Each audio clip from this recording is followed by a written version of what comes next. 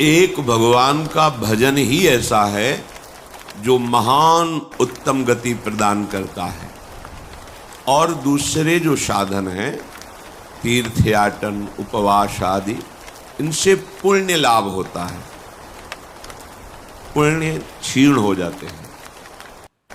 अपराध बने तो तत्काल पुण्य नष्ट हो जाते। साधु अवज्ञा तुरत भवानी, कर कल्याण अखिल के हानि।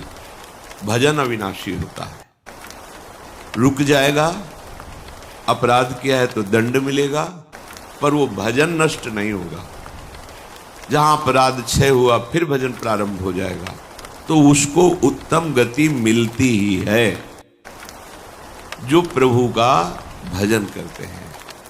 नाम जप, नाम कीर्तन, सत्संग, लीला गायन, लीला श्रवण, श्री अंग सेवा, ये संपूर्ण भजन है।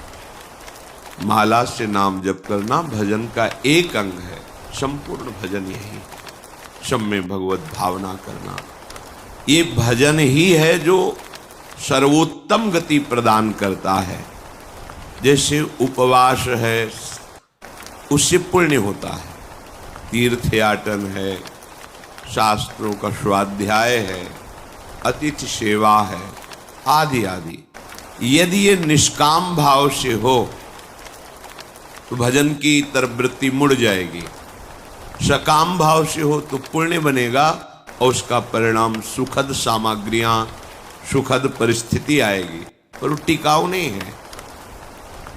मौन रहना, फल मूल खाना, या वायु पी कर रहना, या सिर मुंडन करा के, एक कुटी बनाकर, या जटा धारण करके भूमि पर शयन करना, जल में प्रवेश होकर भजन मंत्र आदि अनुष्ठान करना, ये सब यदि शुद्ध भाव नहीं है तो ये निष्फल ही समझो। निष्फल का मतलब ऊपर के लोकों में जाके सुख भोगोगे, फिर तुम्हारा जन्म होगा।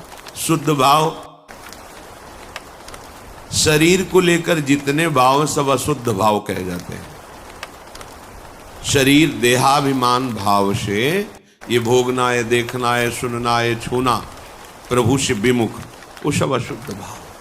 प्रभु को देखना, प्रभु से बात करना, प्रभु से मिलना, प्रभु के संग रहना, प्रभु का चिंतन, ये सब परम शुद्ध भाव। देहाभिमान से जो भी क्रियाएं होती हैं सब अशुद्ध, क्योंकि अभिमान है, इसलिए वो भगवत प्राप्ति में समर्थ नहीं है। भगवत भाव से सांसारिक क्रिया भी समर्थ हो जाती भगवत प्राप्ति के लिए। भाव तो यहां करें कि यदि भाव शुद्ध नहीं है तो ये सब जन्मने मरने वाले चक्र में ही रहता है, उससे विमुख नहीं हो पाता। जब कोई भजन करता है तो उसको तत्व ज्ञान होता है। बड़ी अमृतमयी बात है। ज्ञानेन कर्मणा वापि जरा मरण मेवच व्याधयश्च प्रहीयन्ते प्राप्यते चोत्तमम पदम। वो ऐसे उत्तम पद को प्राप्त होता है जो भजन करता है, क्योंकि उसको तत्व ज्ञान हो जाता है। तत्व ज्ञान हो जाने पर उसके ऊपर रोगों का प्रभाव नहीं पड़ता, जरा वृद्धावस्था का प्रभाव नहीं पड़ता, और मृत्यु का भी प्रभाव नहीं पड़ता, और उत्तम पद की उसको प्राप्ति होती है। अगर वो मोक्ष चाहे तो मोक्ष, प्रेम चाहे तो प्रेम। तत्व ज्ञान उसे वेदांत पढ़ के नहीं करना होगा। कई बार कहा है कि नाम में इतनी सामर्थ्य है कि आप नाम को पकड़ के निरंतर चिंतन में लाइए तो तत्व ज्ञान हो जाएगा। अपने स्वरूप का बोध, संपूर्ण संसार में क्या व्याप्त है, कौन सा व्यक्त तत्व है, वो आपको बोध हो जाएगा भजन बल से। जैसे बीजानि अग्नि दग्धानि नरोहंति पुनर्यथा ज्ञान दग्धैस् तथा क्लेशैर नात्मा संयुज्यते पुनः। जैसे आग में पकाया हुआ दाना पुनः अंकुरित होने के योग्य नहीं रह जाता। गेहूं, चना, कोई भी हो, भुन जाए, भुनने के बाद उसे आप खेत में डाल दीजिए, चाहे जितना खाद पानी लगाइए, अंकुरण नहीं होगा। ऐसे ही जिसको तत्व ज्ञान हो जाता है या भगवत प्रेम प्राप्त हो जाता है, तो उसके हृदय में कभी कोई वासना नहीं जगती।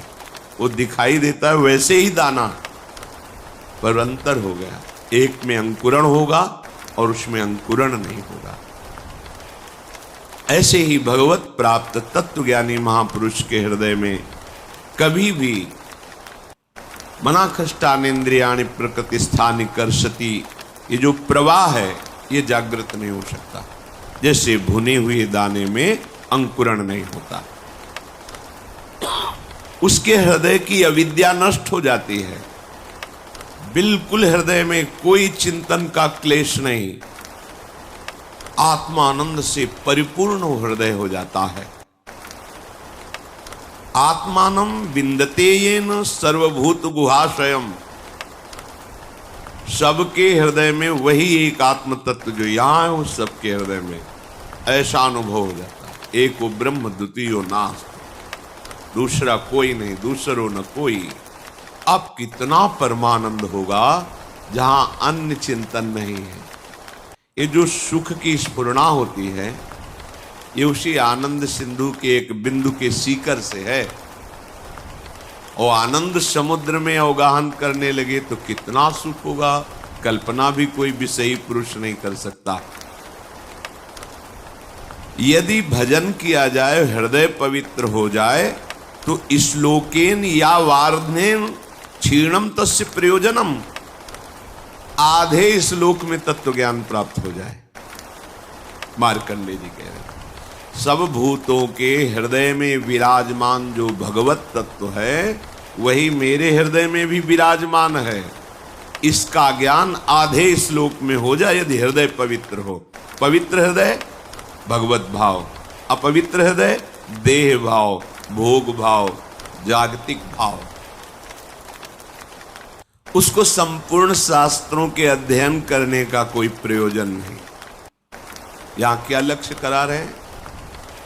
हमें अधिक से अधिक समय भजन में देना है।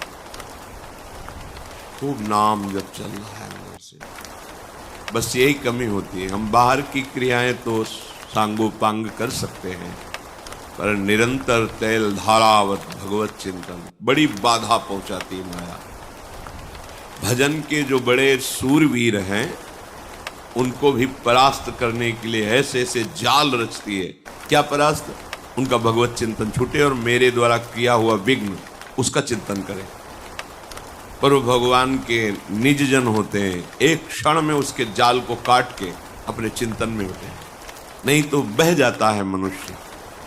अब हमसे भजन नहीं होगा, ऐसी विपत्ति आ गई, ऐसी समस्या आ गई, वो उसी चिंतन में इतना डूबने लगता है कि अब भगवत चिंतन छोड़। यही तो माया जाल रच रही थी तुम्हारा भगवत चिंतन छुड़ाने के लिए। बहुत विचित्र, तुम्हें दिखाई नहीं दे रही।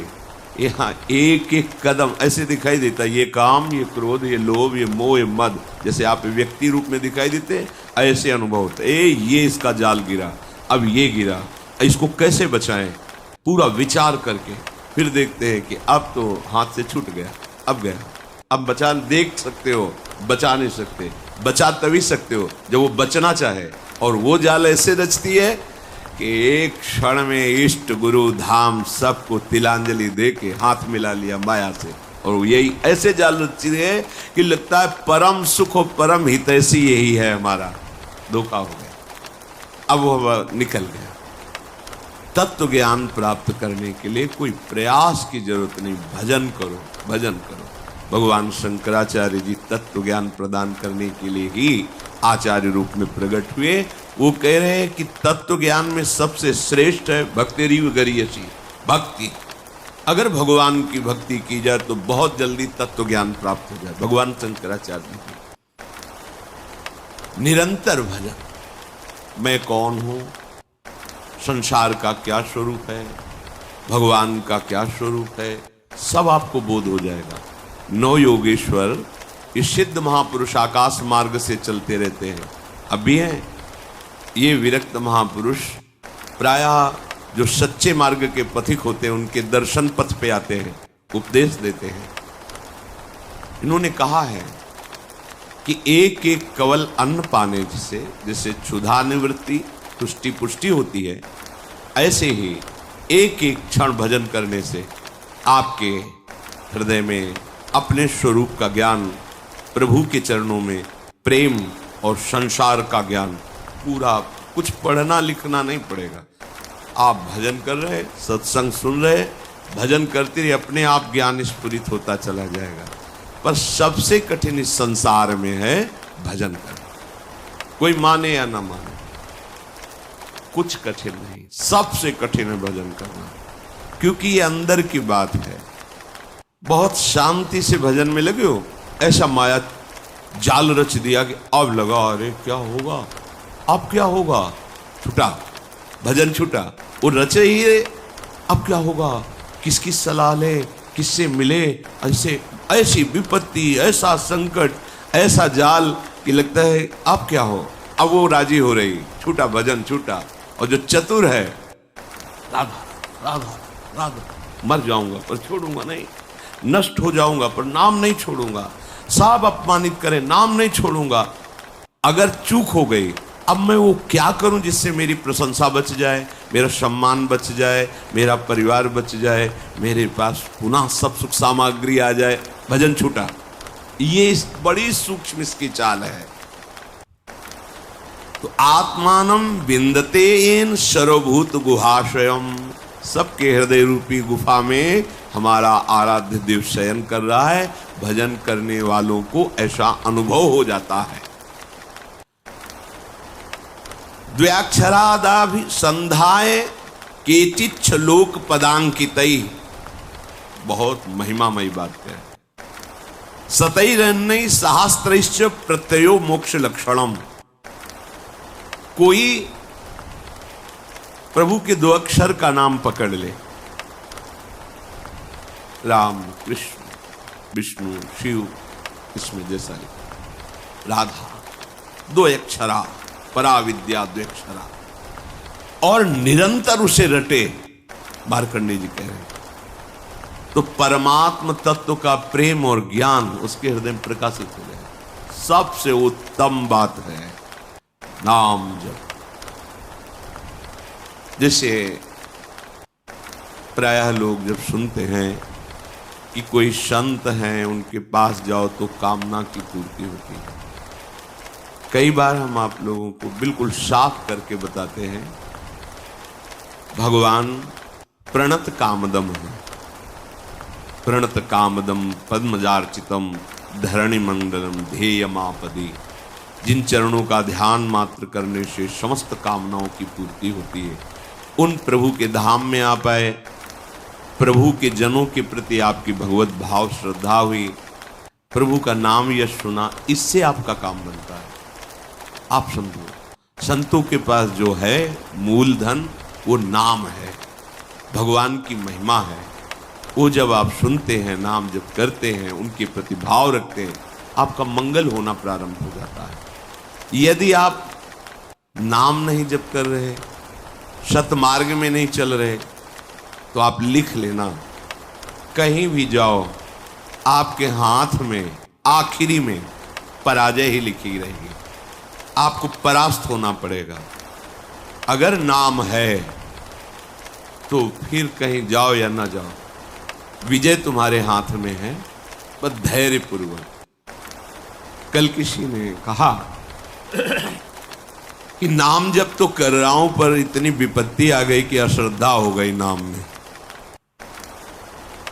कि नाम जब कुछ नहीं कर पा रहा।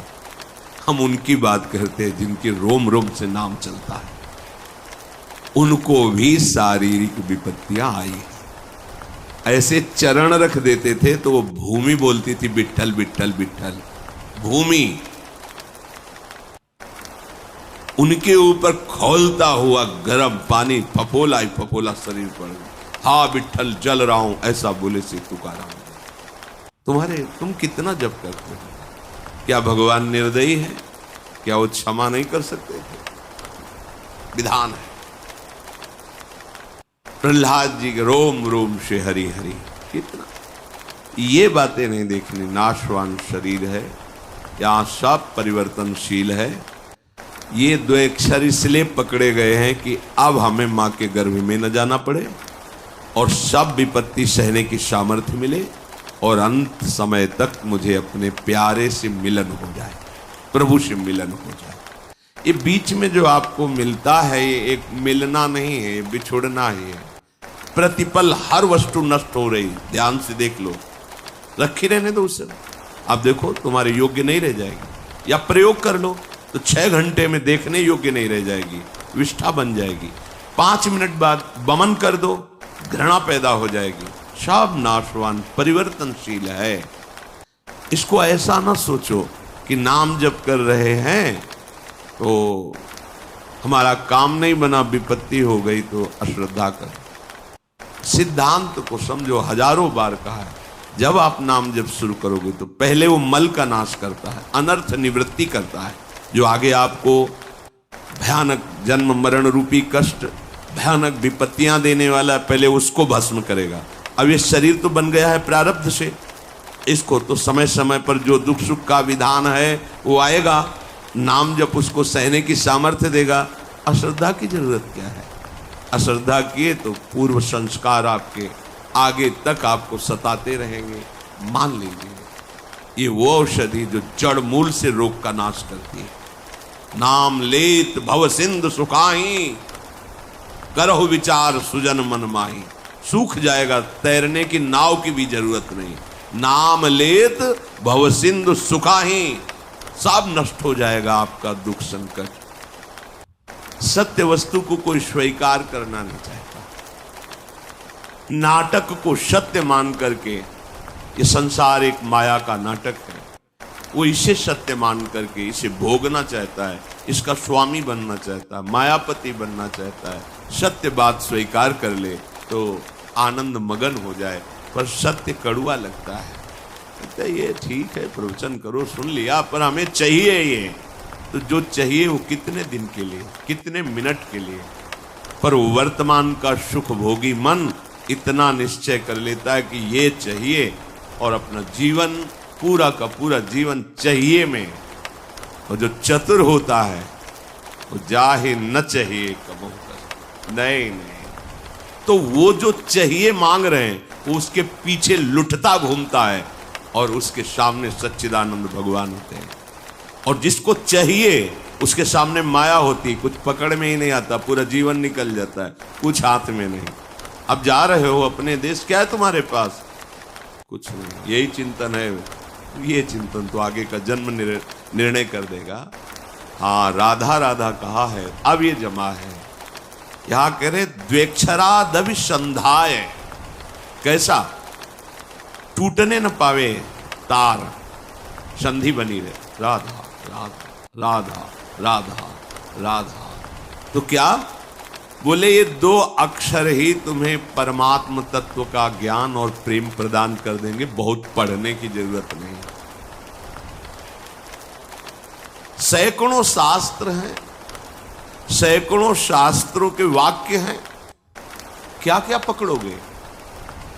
जीवन बहुत थोड़ा है, क्या करें? बस नाम पकड़ो।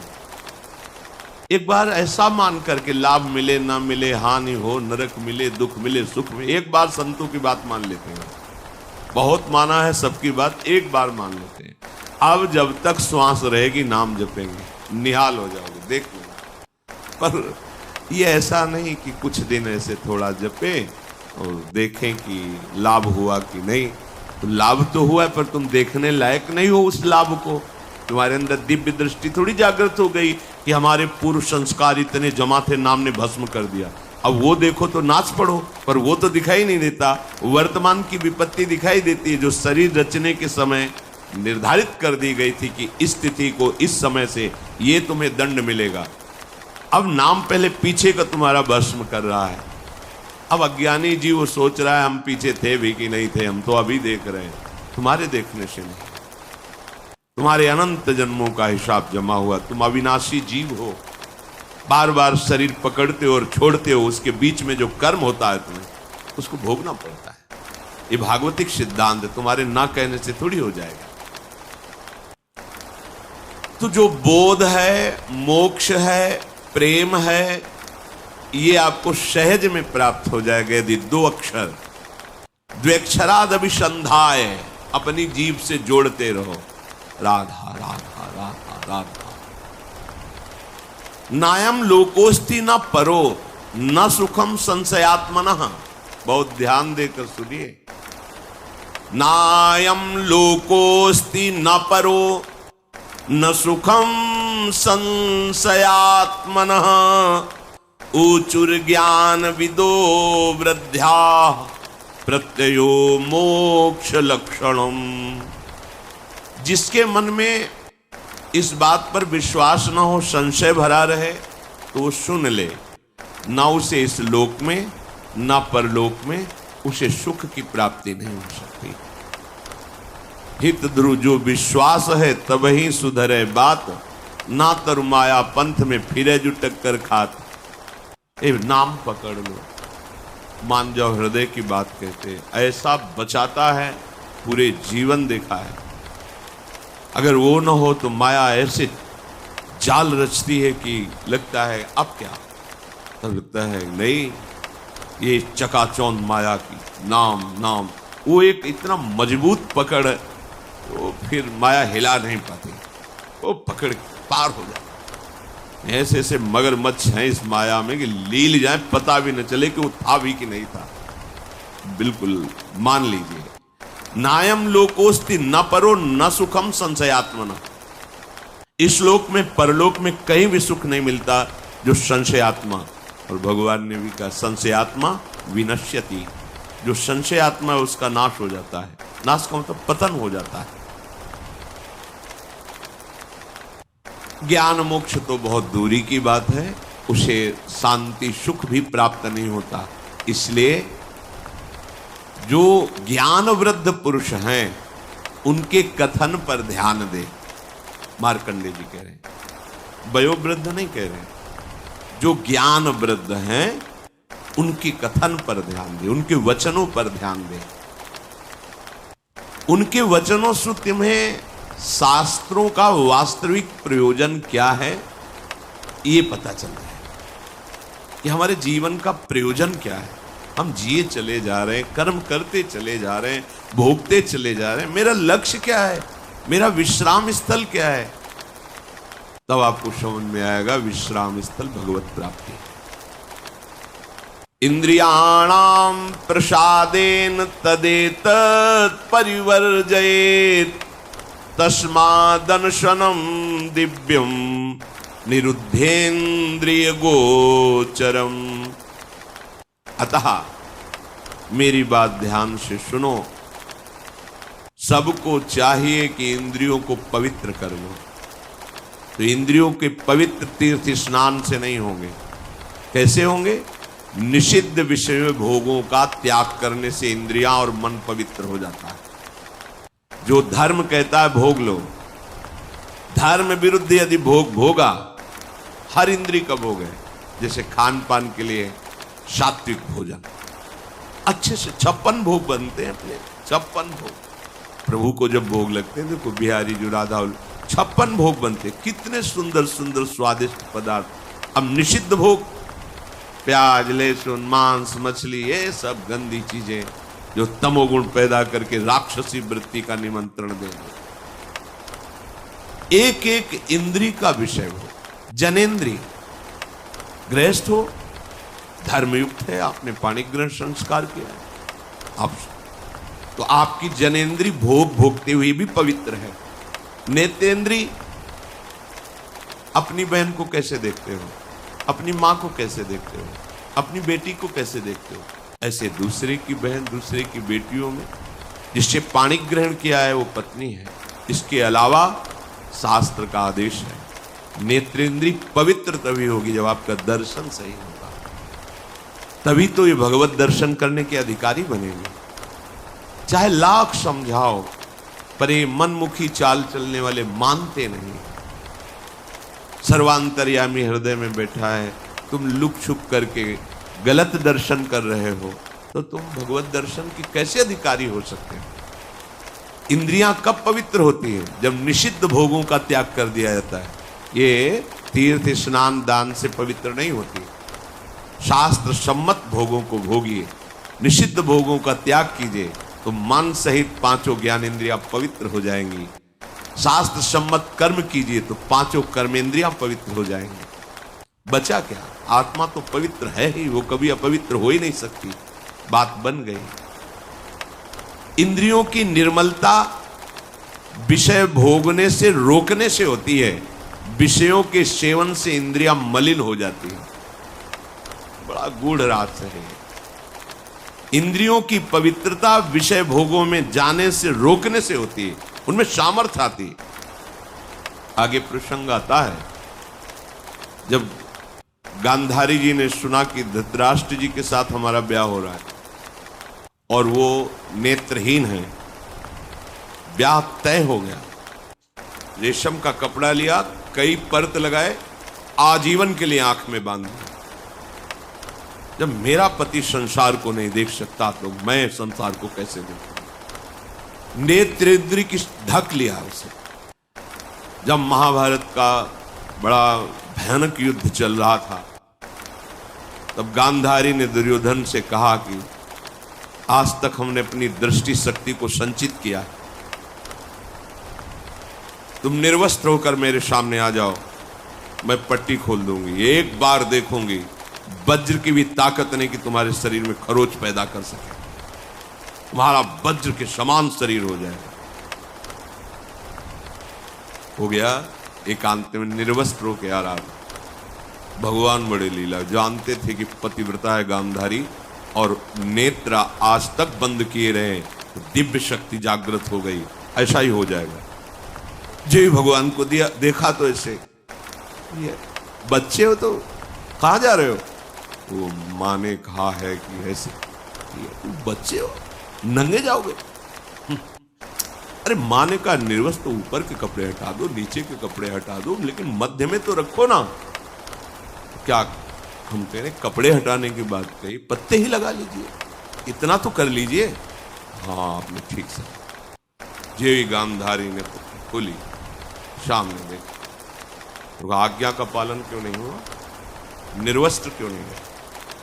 वो क्या बोले कि श्री कृष्ण ने समझा, जा यहीं से तोड़ा जाएगा तेरा, यही तेरी मृत्यु का कारण बनेगा। बेटा तूने चूक कर, यहीं से तू कमजोर। वही मारा था। जहां मारते थे तो चिंगारियां उठती थी गदा की, कहीं कुछ भी नहीं हो रहा था दुर्योधन का, लेकिन वहीं तोड़ा। जंघा से ऐसे पत्ते बांध लिए थे, वहीं तोड़ा, वहीं से उसका एक नेत्र शक्ति को रोक लिया। तो कितनी बड़ी सामर्थ्य। जो वाणी से मौन रहते हैं, कभी असत्य भाषण नहीं करते, नाम जप करते, वो अगर बोल दे होश में हो जाना, बिल्कुल सत्य हो, क्योंकि उनकी वाणी की सामर्थ्य जागृत हो चुकी। हर इंद्री को जब भोगों से रोक दिया जाता है तो उसके अंदर अपार सामर्थ्य आ जाती है। पर यह बात सहज नहीं है। हम जो सोचते हैं वो क्यों नहीं होता, हम जो करते हैं वो क्यों नहीं सफल होता? क्योंकि पावर ही नहीं है। जब जो मनाया खा लिया, जो जब मनाया कर लिया, जब जो मनाया देख लिया, तो तुम्हारे अंदर आध्यात्मिक शक्ति नहीं। सब कार्य आध्यात्मिक शक्ति से होते हैं। थोड़ा तो समझिए, थोड़ा तो अपनी इंद्रियों पर शासन कीजिए। इंद्रियों में सामर्थ्य और निर्मलता आती निरोध, निरोध माने रोकने से। विषयों का जितना शास्त्र आदेश करता है उतना स्वीकार, शेष विरोध, वो आगे भजन कर सकता है। जो ये लोग कहते भजन नहीं बनता, मनमानी आचरण बनते हैं ना, इसीलिए भजन नहीं बनता। शास्त्र क्या आज्ञा कर रहा है? तपसा स्वर्ग गमनम भोगो दानेन जायते, ज्ञानेन मोक्षो विज्ञेयस तीर्थ स्नान दघक्षया। तीर्थ स्नान से पाप नष्ट होते हैं, तपस्या से स्वर्गलोक की प्राप्ति होती है, दान से अधिक भोगों की प्राप्ति होती है। आप जो दान कर रहे हो कई गुना बढ़कर आपको मिलेगा अगर सत्पात्र को हुआ है। पर यदि भगवत तत्व का ज्ञान हो गया है तो आवागमन मिट जाता है, सारे कष्ट मिट जाते। वो केवल भगवत तत्व के ज्ञान से ही हो, वो तुम्हारे दान पुण्य से नहीं। वो सत्संग के द्वारा प्राप्त विवेक से भजन करते हुए जो भगवत तत्व का बोध होता है वो आवागमन चक्र को मिटा देता है। इस जन्म में मनुष्य जिन जिन पदार्थों का उत्तम पात्र को दान करता है, भावी जन्म में उसे वो पदार्थ बहुत मात्रा में प्राप्त होते हैं। श्री मार्कंडेय जी ने कहा, विज्ञानार्थम मनुष्याणाम मनः पूर्वम प्रवर्तते, तत्प्राप्य कामम भजते क्रोधम च द्विजशत्रम। इंद्रियों द्वारा जिस विषय का ज्ञान होता है, ये बहुत सुंदर पदार्थ, खा लिया जाए, ये बहुत सुंदर भोग है, भोग लिया, पहले इंद्रियां ज्ञान देती है, ये बहुत सुंदर, बहुत अच्छा है। अगर आप उस समय उनका विरोध नहीं कर रहे हैं तो फंसा लिए। चतुर उपासक वो जब वो आपके सामने भोगाकर्षण प्रकट कर रहे, उसी समय विवेक के द्वारा, बहुतों ने इसको भोगा, सुखी हो जाते हैं ना, बहुत जन्म में तुमने भी भोगा, सुखी हो जाते हैं ना, नहीं है ना। हम धर्म विरुद्ध आचरण नहीं कर सकते, अभी तक किया, अब नहीं करें, ये शुरू कर दिया विरोध, अब वो जलाएगी। प्रमथन स्वभाव वाला मन, प्रमथन स्वभाव वाली इंद्रियां जलाएगी, उसको तुम सह जाओ, बस सहन नहीं कर पाते। हम बहुत कुछ सहन कर सकते हैं। देखो, अगर आपको जरा सा भी ऐसे अंगूठा दबाया जाए तो आपको कष्ट, आप कहोगे मैं नहीं सह, लेकिन हाथ टूट जाता है, सहते हो ना, पैर टूट जाता है, सहते हो, जीवित रहते हो ना। भारी से भारी ऑपरेशन, बड़े से बड़ा हो, आप सह जाते हो ना, क्योंकि आपके केवल सहने की स्वीकृति की जरूरत है। अपने स्वरूप को न कभी कष्ट हुआ न कभी होगा। देह में जितना भी कष्ट आता है वो आपकी स्वीकृति के कारण आपको भासता है। आप जितना देह को मैं माने हुए उतना ही कष्ट। तो अंतःकरण में जो ये इंद्रियां जलन कर, ये तो आप सहज में सह सकते हो, आप बड़े वीर हो, बड़े बड़े कष्टों को सहते हो। देखो कितना कष्ट होता है मां को जब वो 9 महीने गर्भ को धारण करती है, प्रसव में कितना कष्ट होता है, और सह करके अब अपने जरा विचार करो, अगर थोड़ा ज्यादा हो जाए, गैस बन जाए पेट में तो कैसा लगता है। वो हमें पूरा 9 महीने धारण किए, सब कष्ट सह सकते हो आप भगवान के अंश हो। ये जो आप डर जाते हो ना कि मन की बात अगर नहीं पूरी करेंगे तो ये बराबर जलाता रहेगा, नहीं जलाता नहीं रहेगा, वो जल के शुद्ध हो जाएगा। अगर मैंने अपने मन और इंद्रियों की बात नहीं की तो मैं जी नहीं पाऊंगा, ये केवल डरा रहा है, तुम जी नहीं, अमर हो जाओगे अगर ये बात तुम स्वीकार कर लो कि तेरे प्रेरित किए हुए गलत मार्ग में मैं नहीं चलूंगा। इंद्रियों द्वारा किसी विषय का ज्ञान जब आपको कराया जा रहा है, बहुत ध्यान से साधक उपासक जन सुने, तो वो सबसे पहले मन को घसीटती है इंद्रियां, अपने में मिलाती है, क्योंकि ये इंद्रियों का नेता है। अगर ये ना कर दे तो कोई भी इंद्रिय अपना कार्य नहीं कर सकती। जैसे मन किसी विषय में गाढ़ मनन कर रहा है, कई बार हमने देखा है, आप क्या बोल रहे हो, बात हो गई, सब हो गई, बाद में आपने पूछा कि आपने तो हाँ कह दिया था, नहीं हमें पता नहीं, हमने हाँ कहा। और देखो, जब तुम्हें हाँ करवाना हो तो 3-4 बार हमसे बोलो कि आप सुन रहे हो ना, सुन रहे हो ना, और जब फिर हम हाँ कहें तब हाँ मानना, पहली बात में हाँ मत मान लेना, क्योंकि अब हाँ ठीक है ऐसा क्या। तो देखा गया कि अगर मन कहीं लगा हुआ है तो इंद्रियां भी नहीं पकड़ पाती कि आप क्या बोल रहे हैं, कौन आया, कैसे है, वो हो रहा है सब, पर पकड़ में नहीं आएगा, वो स्मृति में नहीं आएगा। अगर मन अपने साथ हो जाए तो इंद्रियां कुछ नहीं बिगाड़ सकती। पर क्या होता है, विषय का ज्ञान कराने वाली इंद्रियां सबसे पहले मन को अपने में घसीटती। जहां अपने मन में इंद्रियों की प्रियता विषय भोगों में, और वो तीनों एक हुए, और अगर बुद्धि में विवेक नहीं है तो मन तत्काल बुद्धि को अपने अधीन कर लेता है। इस कहने में बहुत देर लग गई, अधीन करने में नहीं लगता। और जहां बुद्धि अधीन हुई तो उस विषय में राग या द्वेष हो जाएगा। प्रतिकूल है तो द्वेष हो जाएगा, अनुकूल है तो राग हो जाएगा। दोनों में जलन होती है। राग में जो हर्ष होता है वो शोक में परिणित हो जाएगा। अगर राग का हर्ष स्वीकार न हो तो शोक छू नहीं सकता। यह अध्यात्म है। जब किसी विषय में राग हो जाता है तो मन तत्काल संकल्प बना लेता है, राग में भी और द्वेष में भी। ठीक है, भोगोगे। अब तो द्वेष है तो विरुद्ध भाव का संकल्प, प्रतिकूल। राग है तो अनुकूल भाव का संकल्प। अब तुम्हारी अनुमति की जरूरत नहीं रही हुई, समझ लो। जहां इंद्रियां विषय में आसक्त हुई, मन को अपने में मिलाया, मन ने बुद्धि को घसीटा, तहां तत्काल संकल्प बनाएगा। और जहां संकल्प बना तो तुम अब क्रिया को नहीं रोक सकते, क्रिया हो जाएगी। क्रिया आरंभ हुई कि अभीष्ट उसका फल तुम्हें भोगना पड़ेगा। अभीष्ट उसका परिणाम, अशुभ शुभ जैसी क्रिया बन रही है उसका फल भोगना। इसके कहने का क्या तात्पर्य? आप पहली ही दशा में रोक सकते हो। जब कोई विषय इंद्रियों को आकर्षित कर रहा, उसी समय विवेक से सावधान। जो सत्संग में सुना है, जो शास्त्रों में कई बार हमने कहा है कि आप लोग कुछ सत्संग चयन करके रखो, जो मन पर कहे गए हैं, जो इंद्रियों पर कहे गए हैं, जो वैराग्य प्रकरण में कहे गए हैं, जो धर्म युक्त। तो जहां मन आपका, तो तुरंत उस सत्संग को दोबारा सुनो। शास्त्र में जो लिखा है वहां तुरंत पहुंचाओ, या सत्संग की बात तुरंत लाओ। नहीं नहीं, ये गलत है। वो संकल्प बनने नहीं पाएगा, वो पूरा सिस्टम घसीट नहीं पाएगा कि मन बुद्धि को अधीन कर लिया और मन को इंद्रियों ने अधीन कर लिया, इंद्रियों को विषय ने अधीन कर लिया, अब संकल्प बन गया, क्रिया हो गई। इतना समय कैसे दे दिया? असावधान साधक भ्रष्ट हो जाता। देखो, इस खेल में तुम उतारे गए हो, इसे न समझो। आपको परिपक्व, ये खेल है भगवान के लिए, दोनों पक्ष भगवान के हैं। जैसे मान लो 2 प्रदेशों से कबड्डी का खेल हो रहा, बोले एक तरफ उत्तर प्रदेश, एक तरफ अमुक प्रदेश है, तो है किसका? भारत सरकार का ही तो दोनों प्रदेश है, दोनों भारत सरकार के ही हैं। पर उसमें एक विजयी होगा, एक का सम्मान होगा और एक पराजित होगा।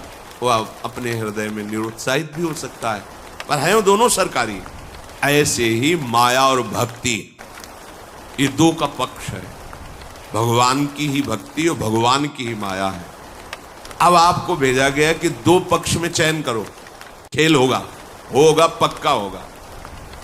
अब कुछ तो भक्ति पक्ष में आ गए और बहुत ज्यादा मात्रा में माया पक्ष में चले गए।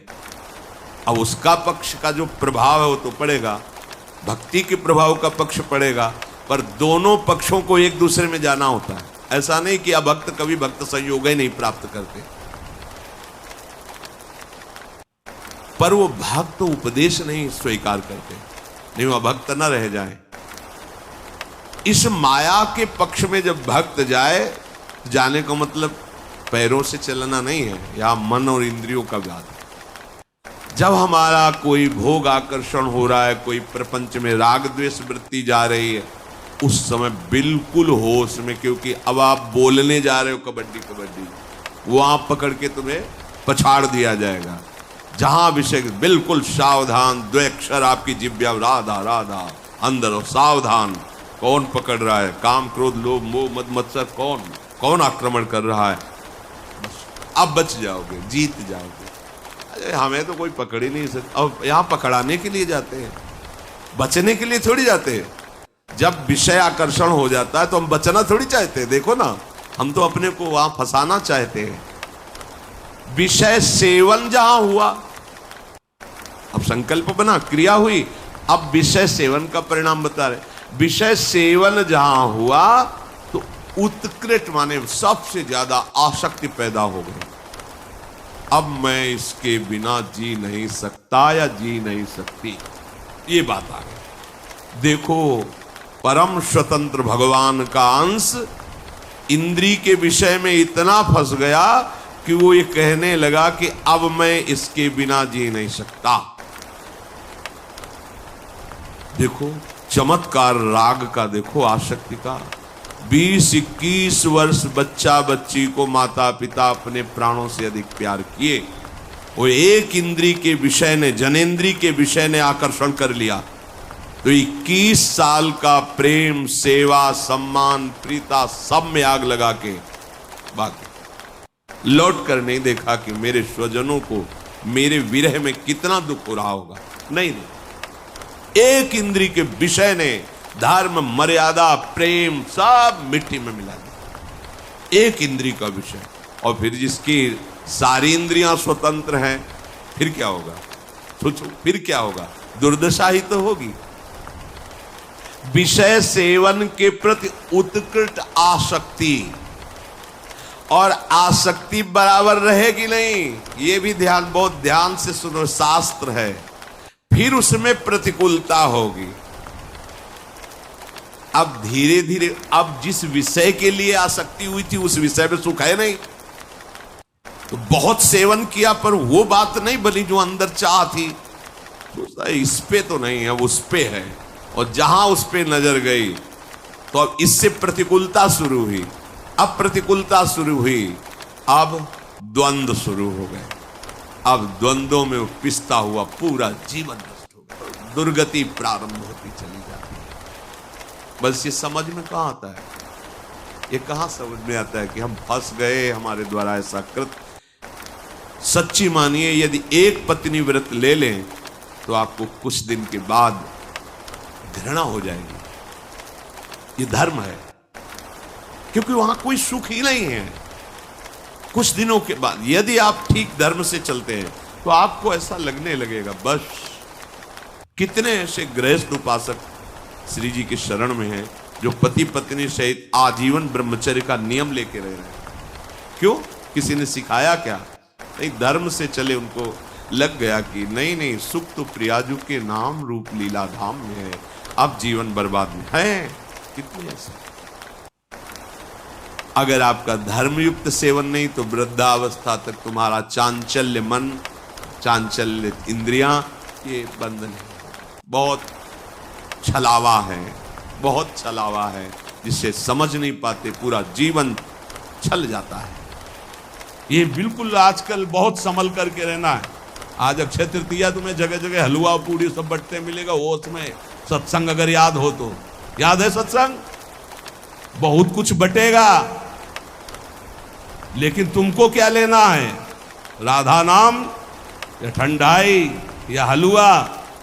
देखो आज परीक्षा है तुम्हारी, आओ लाओ, तो ये चलेगा या आओ राधा राधा।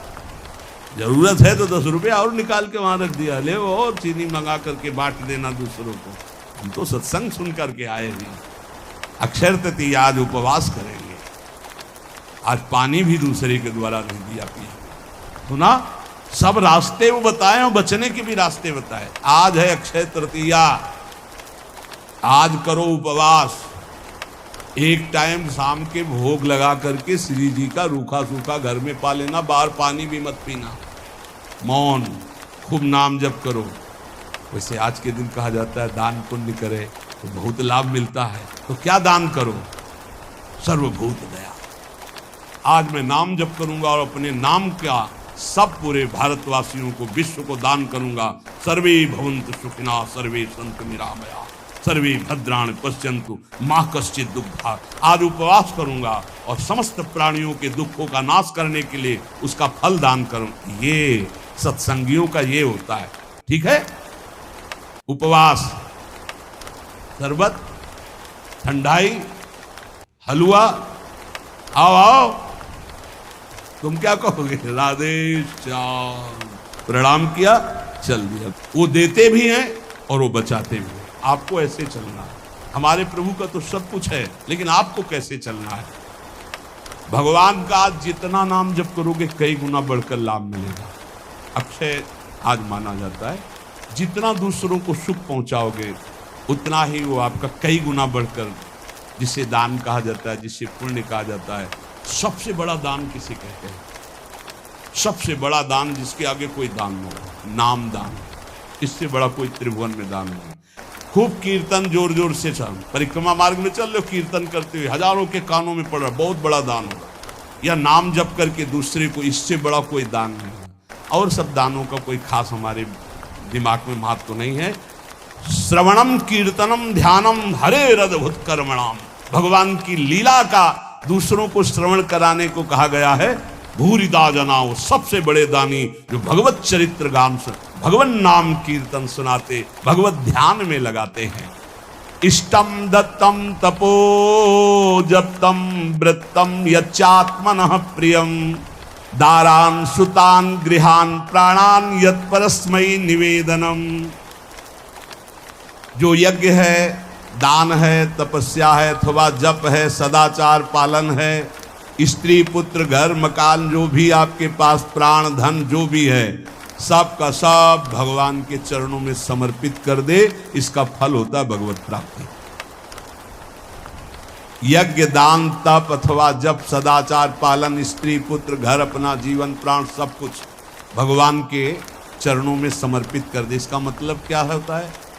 इसका मतलब होता है नाथ सकल संपदा तुम्हारी मैं सेवक समेत। घर भी तुम्हारा, पत्नी भी तुम्हारी, पुत्र सब कुछ तुम्हारा, लेकिन उसे आप केवल भगवत भाव में रखिए। हे प्रभु मैंने ये सब कुछ आपको समर्पित कर दिया, और नाम जप कर दिए तो निश्चित भगवत प्राप्ति हो जाएगी। एवं कृष्णात्मनाथेषु मनुष्येषु च सौहृदं परिचर्यां चोभयत्र महत्सु नृषु साधुषु। जिन संत पुरुषों ने सच्चिदानंद स्वरूप भगवान श्री कृष्ण का साक्षात्कार कर लिया है अपने हृदयेश्वर के रूप में, ऐसे संतों का संग करे और समस्त प्राणियों पर सेवा करे।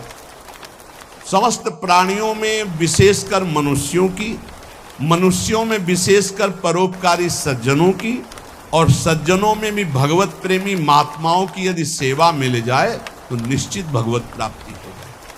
आज भगवान को चंदन अर्पित किया जाता है, प्रियालाल को आज चंदन चर्चित किया जाता है अक्षय तृतीया को।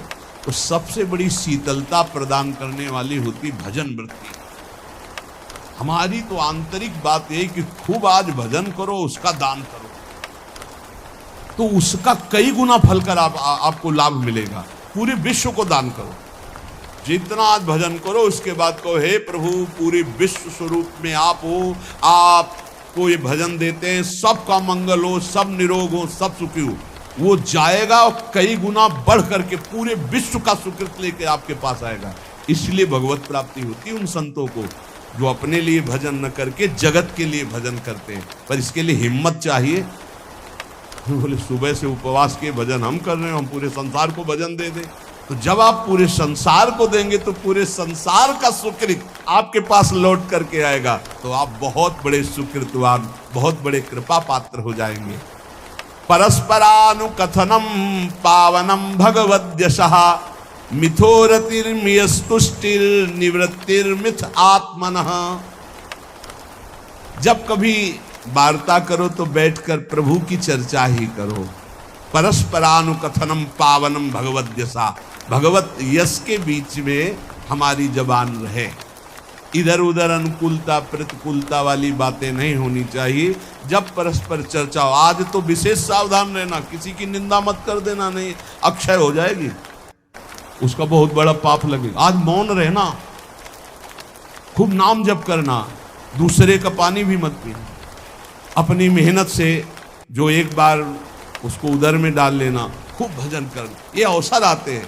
देखो अपना तो रोज अक्षय तृतीया है, अपनी तो रोज अक्षय, हर मिनट अक्षय है, राधा अक्षय, ये कहा जाए ये क्षय होगा क्या? हर समय अक्षय है। लेकिन ये हम उनके लिए कह रहे हैं जो संसार मार्ग के प्रति कभी कभी वृंदावन आए, कभी कभी ऐसे पावन तिथि पर्वों पर सौभाग्य मिलता है। किसी का मत खाना, किसी के भी द्वारा मत पीना, कोई भी पदार्थ देने पर। बिहारी जी के मंदिर में, राधा वल्लभ जी के मंदिर में जो मिले वो किनका ले लेना, और परिक्रमा लगाओ वृंदावन की, गिरिराज जी की लगाओ जितनी तुम में सामर्थ हो। यमुना किनारे बैठकर नाम जप करो, वाणी जी का गायन करो, दूसरों की सेवा करो, मौन हो जाओ, एकांत, अपराध न बनने पाए। यही उठाते हैं जीवन को, यही लौकिक पौरलौकिक सब सिद्धियां संपत्तियां प्राप्त कराते हैं। इसलिए परस्पर अगर कोई बात भी करो तो भगवत चर्चा करो। जो भगवत चर्चा करने में संतुष्ट रहता है उसे भागवती कृपा से अनुपम शांति प्राप्त होती है। बोले शांति कैसे मिलेगी? भगवत चर्चा करो, शांति मिल जाएगी। स्मरंता स्मारयन्तश्च मिथौघौघहरं हरिं भक्त्या संजातया भक्त्या बिभत्युत्पुलकां तनु जो खुद भगवान का स्मरण करता है और दूसरों को स्मरण कराता है। अपने लोगों की तो पद्धति पहले ही बोले राधे राधे राधे राधे राधा राधा, तो हम जब बात करें तो पहले नाम उच्चारण, स्मरंता स्मारयंतश्च, स्वयं स्मरण करें और दूसरों को स्मरण करावें तो प्रभु राशि राशि पापों का नाश कर देते हैं। ये पाप तो दुख देते। इस प्रकार साधन भक्ति का अनुष्ठान करते करते शरीर पुलकित हो जाता है, पवित्र। तो क्वचिद रुदत्यंच्युत चिंतया क्वचित धसंति नंदंति वदंत लौकिकाः नृत्यन्ति गायन्ति अनुशीलयन्त्यजं भवन्ति तूष्णीं परमेत्य निर्वृताः। जो दूसरों को भी भगवत स्मरण कराता है, खुद भगवत स्मरण करता है। अब एक ने कटाक्ष किया इस बात पर कि आप एक जगह बोलते अपने भक्ति को छिपा के रखिए, एक जगह कहते दूसरों को भी नाम स्मरण कराइए, खुद स्मरण कीजिए। तो आपकी इन दोनों बातों का मिलान नहीं बनता, तो इसका मतलब क्या है? देखो तुम्हारी बहुत छोटी बुद्धि है, उससे तो तुम पकड़ नहीं पाते। अपनी महिमा प्रभुता छुपा के रखो, भगवान की महिमा प्रभुता को गाओ। छिपाने की बात क्या कहेगी? आपका जो भागवतिक संबंध है उसमें जो आपको अनुभव हो रहा है, कृपा का, जो दुलार का, जो आपकी साधनात्मक उन्नति का, उसे छुपा लो। लेकिन भगवान की महिमा स्वयं गाओ, दूसरों को गाओ, भगवान नाम स्वयं जपो, दूसरों को जपाओ। ये अज्ञान के कारण तारतम्य को नहीं बैठा पाते। अच्छा है पूछ लो, जिससे तुम्हारा संशय चला जाए। रोका जाता है कि अपनी भक्ति को छिपा के रखो। क्या भक्ति का स्वरूप? जो आपको दिव्य अनुभव हो रहे हैं उनको मत बोलो, आप ऐसा साबित मत करो। दूसरे को नाम जप करो, दूसरे को भगवत चर्चा सुनाओ, दूसरे की भागवतिक उन्नति चाहो और भगवान का यश गाओ, तो आपकी आध्यात्मिक उन्नति होगी। अपनी उन्नति के जो आपको अनुभव है उनको छुपा के रखो, उनको समाज में व्यक्त मत करो। उसे कहा जाता है छुपाना। अब उसकी हृदय की एक विलक्षण स्थिति होती है, वो कभी भगवान के चिंतन में ऐसे डूबता है कि अभी तक भगवान नहीं मिले, क्या करूं, कहां जाऊं, किससे पूछूं, मुझे कैसे भगवत प्राप्ति हो। अब वो चिल्ला चिल्ला कर रोने लगता है। क्वचित रुदत्य अच्युत चिंतया, भगवान के चिंतन में इतना डूबा, कैसे मिलेंगे, और चिल्ला चिल्ला कर रोने लगा। कभी वो भगवान की ऐसी लीला स्फूर्ति हो जाती, वो देखता है परम ऐश्वर्यशाली भगवान, यशोदा मैया छड़ी लेकर के रही, दिखा तूने मिट्टी खाई, भगवान डर रहे। ऐसी लीलाएं स्फुरित होती। वो कभी खिलखिलाकर हंसने लगता है, कभी भगवान के दर्शन के आनंद की उन्मत्तता में वो नाचता है, कभी लोकातीत भाव में भगवान के सामने गीत गाता है, भगवान से बात करता है। इस प्रकार उसकी दिव्यता, दिव्य भाव की जागृत हो जाती है। तो उपासक नाम जप करे, भगवत चर्चा सुने, और ऐसे लोगों का किसी भी तरह के कोई चमत्कार से प्रभावित ना हो, जहाँ प्रभु का नाम, प्रभु का रूप, प्रभु की लीला, प्रभु का धाम की महिमा का गान ना हो। बिल्कुल बच के रहो। कलयुग की आंधी चल रही, सच्ची मानिए, नाम जप से ही ब्रह्मबोध होता है, नाम जप से ही भगवत प्रेम होता है। नाम जैसा कोई महान धन नहीं, नाम जैसा कोई मित्र नहीं, नाम जैसा कोई तीर्थ नहीं, नाम जैसा कोई अंगरक्षक नहीं, नाम जैसा कोई अंगरक्षक नहीं। नाम पहारू दिवस निशी, ध्यान तुम्हार कपाट। रात दिन नाम जप कर रहे हो तो नाम का पहरा कोई बाल बांका नहीं कर सकता। खूब नाम जप करो, बचाओ, ऐसे पर्वों में अपने को बचाओ, दूसरों के दान पुण्य से बचो। कुछ भी नहीं लेना, प्रणाम भी किसी का नहीं लेना। कोई प्रणाम कर रहा है फौरन प्रणाम करो, वो पंचांग कर रहा है आप सर झुका लो। किसी का प्रणाम नहीं, किसी का कोई प्रतिग्रह नहीं, किसी की कोई सेवा नहीं। ऐसे अवसरों पर खूब भजन करके अपने को बढ़ाया जाता है। ऐसे अवसरों में कई गुना लाभ मिलता है भजन का, भजन से बढ़कर कोई लाभ नहीं। हाँ, जैसे हमें प्यास लगी, विरक्त है, तो हम पानी पी लेते हैं, लेकिन देखते हैं आसपास वहां दोना पत्तल पड़े हैं तो हम उठाकर साफ कर देते हैं। मुक्त हो गए हम, उस ऋण से मुक्त हो गए जो हमने जल पिया। वहां आसपास देखा थोड़ा दोना पड़े, जहां शरबत पिलाया जा रहा है, उनको साफ कर दिया, थोड़ी सेवा कर दी। चतुरता यही, किसी का प्रति, कल आप सुन रहे थे, जिसने कभी जीवन में किसी का प्रतिग्रह दान नहीं लिया है वो कई जन्मों की स्मृति को प्राप्त हो जाएगा, जो यम का पालन करता है, जो किसी से चोरी नहीं की, कभी झूठ नहीं बोला, जो ब्रह्मचर्य का पालन करता है, शरीर को पवित्र रखता है, किसी का प्रतिग्रह, वो त्रिकालज्ञ हो जाएगा, भूत भविष्य वर्तमान सब ज्ञान उसको हो जाएगा। बोले हमें क्यों नहीं हो रहा? तो आप इन्हीं में त्रुटि है, देख लो, इनको सुधार कर लो। ब्रह्म ऋषियों की वाणी कभी मिथ्या नहीं होती। तो जितने सत्संगी जन है, सबसे प्रार्थना है आज खूब नाम जप करो, वैसे रोज जप करो, लेकिन आज विशेष जप करो, और किसी का भी कोई प्रतिग्रह दान सेवा स्वीकार ना करो। आज उपवास कर लेना, भंडारा भी होगा, शरबत भी बटेंगे, हलवा भी बटेंगे, आपको होश में रहना है, बिल्कुल होश में। हम ही बोल रहे हैं, हम ही करवाएंगे, हाँ, दोनों बातें देना, हम ही आपको देंगे, आपको हम ही मना करेंगे। अब देखते हैं लेने में हो या मना करने में हो, दो डिपार्टमेंट है। अगर ऐसे तो भाई प्रसाद है महाराज जी, तो ले लेते हैं, तो ठीक है। तो ये क्या है? ये वाणी का प्रसाद है, ये अमृत प्रसाद है। ये प्रसाद अगर आप पकड़ लिए ना, तो तुम्हें माया से निकाल देगा। खूब नाम जप करना, अक्षय, खूब नाम जप करना, मस्त रहो। भगवत प्राप्ति हमारे निश्चित है, क्योंकि हम श्री जी की शरण में हैं, मेरी महारानी श्री राधा रानी। हाँ, पक्का मस्त रहो। जय जय श्री राधे श्याम।